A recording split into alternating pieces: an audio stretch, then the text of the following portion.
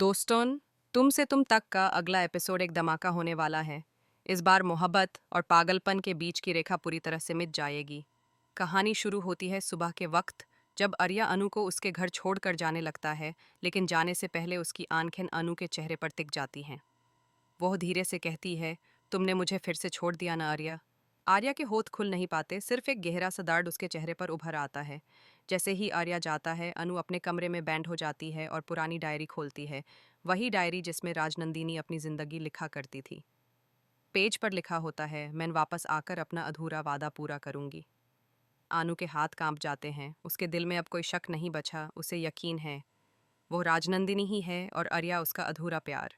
उस दिन के बाद अनु हर वक्त राजनंदिनी की तरह रहने लगती है। वही पुराने कपड़े, वही हेयर स्टाइल, वही बोलने का अंदाज। पुष्पा जी कहते कहते थक जाती हैं बेटी, बेटा तुम अनु हो, राजनंदिनी नहीं।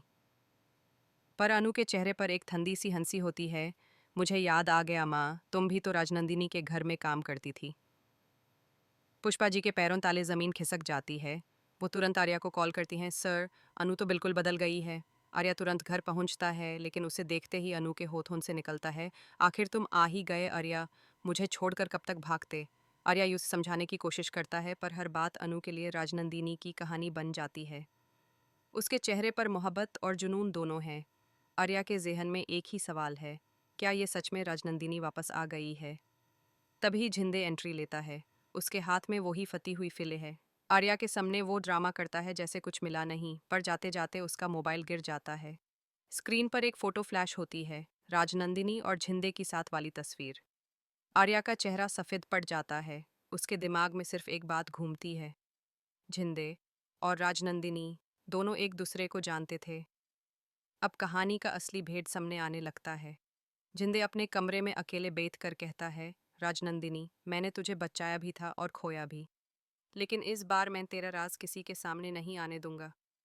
उसी वक्त एक फाइल की कॉपी उसके टेबल पर गिरती है। उस पे लिखा होता है, डीएनए मैच पेंडिंग, सब्जेक्ट अनु राजनंदिनी। उसके चेहरे पर पसीना आ जाता है। वो जल्दबाजी में उस रिपोर्ट को छुपाता है, पर उसके पीछे खड़ी होती है एक और शक्ल, शारदा देवी। उनकी आंखें गुस्से से भरी होती हैं। झिंदे, तुम मुझे क्या छुपाने की कोशिश कर रहे हो। झिंदे घबरा जाता है, कुछ नहीं मैडम, एक पुरानी फाइल थी। पर शारदा देवी फाइल खींच लेती हैं और शॉक में पड़ जाती हैं। पेपर में लिखा होता है, राजनंदिनी शर्मा, डिसीज्ड 2018, और नीचे लिखा है, अनु मेहता, जेनेटिक मैच 99.8%। शारदा देवी के हाथ से फाइल गिर जाती है। उनके दिल में एक बिजली सी दाउद जाती है, तो ये सच है, अनु ही राजनंदिनी है। पर अगले ही पल उनके दिल में दर्द जाता है, मेरा बेटा फिर से टूट जाएगा। उनकी आंखों में आंसू आ जाते हैं और वो डिसाइड करती हैं कि इस बार वो आर्या को सच नहीं बताएंगी।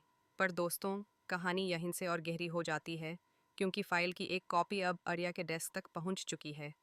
उसके आंखों के सामने वही रिपोर्ट खुलकर पड़ती है, अनु और राजनंदिनी एक ही हैं। आर्या के होठों से आवाज़ निकलती है, ये मुमकिन कैसे है। उसके जहन में सारे पुराने पल फ्लैशबैक में घूम जाते हैं। राजनंदिनी की हंसी, उसका मरना और अनु का आना। उसके आंखों में आंसू हैं, लेकिन दिल में डर भी। वो अपने रूम में गिर जाता है, हाथ में वो तस्वीर पकड़कर जो दोनों ने मिलकर खिंचवाई थी। तुम सच में वापस आ गई हो राजनंदिनी। रात को हवा तेज चलती है, बिजली चमकती है, और अनु अपने कमरे के बाहर निकलकर वही पुरानी बालकनी में पहुंचती है जहां राजनंदिनी ने अपनी आखिरी रात गुजरी थी। उसके होठों से निकलता है, मैं अपना अधूरा वादा पूरा करने आई हूँ। तभी आर्या उसके पीछे आता है और कहता है, अगर तुम राजनंदिनी हो तो बताओ उस दिन क्या हुआ था। अनु धीरे से उसके पास जाती है, उसकी आंखों में देखती है, उस दिन तुमने मुझे कहा था, अगर जन्म मिला तो मुझे पहचान लेना। आर्या के आंसू रुकते नहीं। दोस्तों, सीन यहाँ फ्रीज होता है। हवा तेज, बिजली चमक रही है, और दोनों एक दूसरे के सामने खड़े हैं। परदौर एक खिड़की के पीछे झिंदे सब कुछ देख रहा होता है। उसके हाथ में गन है और उसके होठों पर ठंडी मुस्कान। अब किसी को सच नहीं पता चलेगा। तो आप यकीन नहीं करेंगे, लेकिन तुमसे तुम तक की कहानी अब उस मोड़ पर पहुंच गई है जहां हर सच्चाई झर बनकर रिश्तों में घुलने लगी है। पिछले हिस्से में आपने देखा कि अनु को आर्या की पुरानी फाइल मिलती है, जिसमें छिपा है उसका वो अतीत जिसे सुनकर किसी की भी रूह कांप जाए। वो फाइल सिर्फ कुछ कागज नहीं, बल्कि ऐसे राजों का पुलिंदा थी जो आर्या ने पूरी दुनिया से छुपा कर रखे थे। अन्नू का बेहोश होना उसी तूफान की शुरुआत थी, एक ऐसा तूफान जो अब सब कुछ उजाड़ने वाला था। कहानी अब वहीं से शुरू होती है जहां अनु फर्श पर गिरी हुई है और उसकी सांसें भारी हो चुकी हैं। मीरा अंदर आती है, उसे देखती है और घबरा जाती है। पानी छिड़कते हुए वो बार बार उसका नाम पुकारती है, अनु, अनु, आंखें खोलो। कुछ देर बाद अनु की पलकें धीरे धीरे हिलती हैं। वो आंखें खोलती है, लेकिन उसकी नज़रें सुन्न हैं, जैसे उसने कोई ऐसा सच देख लिया हो जो उसकी जिंदगी को बदल चुका हो। मीरा पूछती है, क्या हुआ अनु? क्या तुमने कुछ देखा उस फाइल में? अनु जवाब नहीं देती, बस एक तक सामने देखती रहती है। उसकी आंखों में डर है, दर्द है और एक सवाल, आर्या ऐसा कैसे कर सकता है? उस रात अनु घर लौटती है, लेकिन उसका मन अब शांत नहीं रह पाता। वो फाइल का हर शब्द बार बार उसके जहन में घूमता है। आर्या की जिंदगी की वो सच्चाइयाँ, एक हादसा, एक लड़की का नाम और एक ऐसा वादा जो कभी पूरा नहीं हुआ, सब कुछ उसके दिल को चीरने लगता है। दूसरी तरफ आर्या की माँ अब और बेचैन हो गई है। वो समझ चुकी है कि उसके बेटे की आंखों में कुछ तो है जो उसे खा रहा है। वो रात में आर्या के कमरे में जाती है और कहती है, बेटा, कुछ तो बता दो।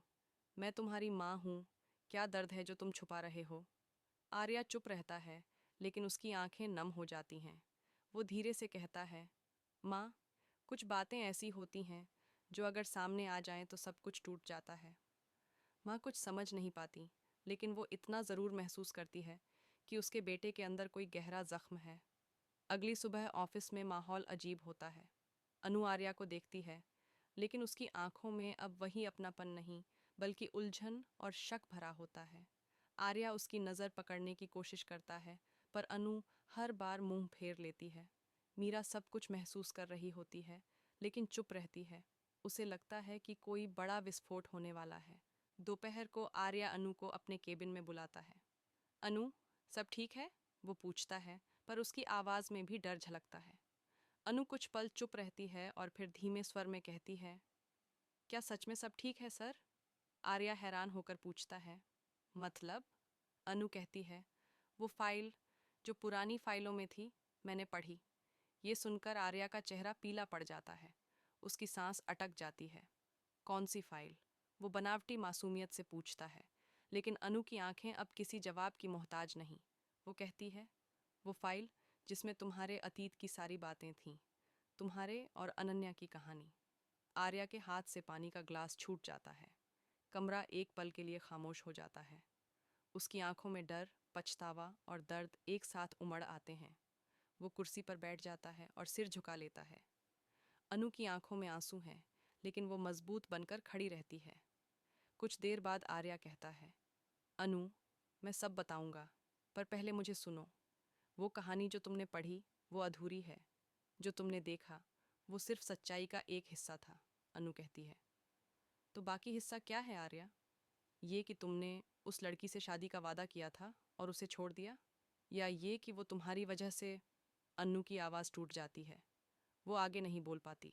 आर्या उठता है और कहता है, मैंने किसी को छोड़ा नहीं अनु, मैंने उसे खो दिया था, और उस हादसे ने मेरी ज़िंदगी की हर खुशी छीन ली। मैंने खुद को सज़ा दी, इस ऑफिस में, इस अकेलेपन में। उसकी आंखों से आंसू गिरने लगते हैं। अनु की आंखों में गुस्सा और दर्द दोनों हैं।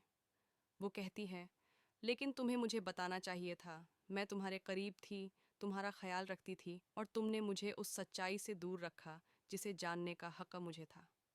कमरे का माहौल भारी हो जाता है। आर्या चुपचाप खिड़की की तरफ देखता है।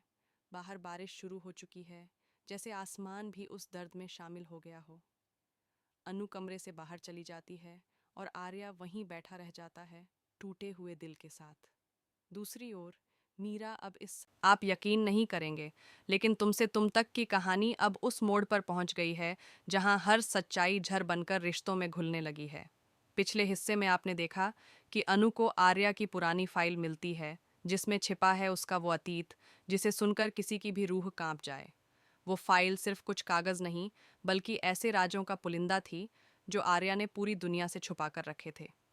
अन्नू का बेहोश होना उसी तूफान की शुरुआत थी, एक ऐसा तूफान जो अब सब कुछ उजाड़ने वाला था। कहानी अब वहीं से शुरू होती है जहां अनु फर्श पर गिरी हुई है और उसकी सांसें भारी हो चुकी हैं। मीरा अंदर आती है, उसे देखती है और घबरा जाती है। पानी छिड़कते हुए वो बार बार उसका नाम पुकारती है, अनु, अनु, आंखें खोलो। कुछ देर बाद अनु की पलकें धीरे धीरे हिलती हैं। वो आंखें खोलती हैं, लेकिन उसकी नज़रें सुन्न हैं, जैसे उसने कोई ऐसा सच देख लिया हो जो उसकी जिंदगी को बदल चुका हो। मीरा पूछती है, क्या हुआ अनु? क्या तुमने कुछ देखा उस फाइल में? अनु जवाब नहीं देती, बस एकटक सामने देखती रहती है। उसकी आंखों में डर है, दर्द है और एक सवाल, आर्या ऐसा कैसे कर सकता है? उस रात अनु घर लौटती है, लेकिन उसका मन अब शांत नहीं रह पाता। वो फाइल का हर शब्द बार बार उसके जहन में घूमता है। आर्या की जिंदगी की वो सच्चाइयाँ, एक हादसा, एक लड़की का नाम और एक ऐसा वादा जो कभी पूरा नहीं हुआ, सब कुछ उसके दिल को चीरने लगता है। दूसरी तरफ आर्या की माँ अब और बेचैन हो गई है। वो समझ चुकी है कि उसके बेटे की आंखों में कुछ तो है जो उसे खा रहा है। वो रात में आर्या के कमरे में जाती है और कहती है, बेटा, कुछ तो बता दो। मैं तुम्हारी माँ हूँ। क्या दर्द है जो तुम छुपा रहे हो? आर्या चुप रहता है, लेकिन उसकी आंखें नम हो जाती हैं। वो धीरे से कहता है, माँ, कुछ बातें ऐसी होती हैं जो अगर सामने आ जाएं तो सब कुछ टूट जाता है। माँ कुछ समझ नहीं पाती, लेकिन वो इतना ज़रूर महसूस करती है कि उसके बेटे के अंदर कोई गहरा जख्म है। अगली सुबह ऑफिस में माहौल अजीब होता है।